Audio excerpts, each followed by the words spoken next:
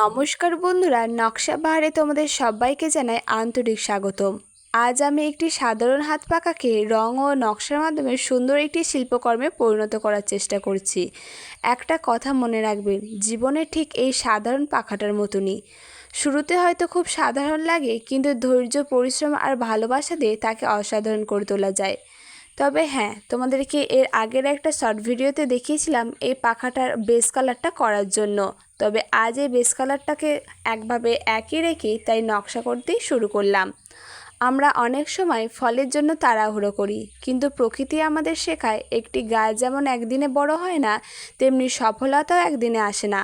প্রতিদিন একটু একটু করে শেখা, ভুল করে শিক্ষা নেওয়া আর নিজের কাজকে ভালোবাসায় আমাদের এগিয়ে নিয়ে যায়। এই পাখার প্রতিটি তুলির আঁচড়ে আমি শুধু রং নয়, আমার সময়, আমার ধৈর্য, আমার ভালোবাসা দিয়েছি। তাই আপনাদের কাছে আমার একটি ছোট্ট অনুরোধ, যে কাজই করুন মন দিয়ে করুন। মন থেকে কোনো কাজ করলে তার সৌন্দর্যই আলাদা এবং সেই কাজ কখনো বিফলে যায় না। যদি আমার এই পাখা পেন্টিংটা আমাদের সকল বন্ধুদের মন ছুঁয়ে যায়, তাহলে অবশ্যই একটা লাইক করবেন।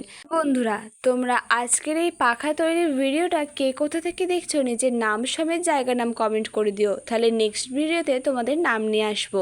তো যাই হোক, বলো পাখার এই পেন্টিংটা তোমাদের কীরকম লাগলো? তবে এটা জামাই ষষ্ঠী স্পেশাল হাত পাখা বলবে কি? আর এই পাখার পেন্টিংটা তোমাদের 10-এর মধ্যে কত দেবে অবশ্যই কিন্তু কমেন্ট করে জানিও। আর একটু লেস হিসাবে আমি গামছার কাটা টুকরো লাগিয়ে দিয়েছি। বলো তো এটা ফাইনাল লুকটা কেমন লাগছে? বিশ্বাস করো, এই প্রকৃতির হাওয়া আর এই তালপাতার হাত পাকায় হাওয়া খাওয়া দুটোই সমান।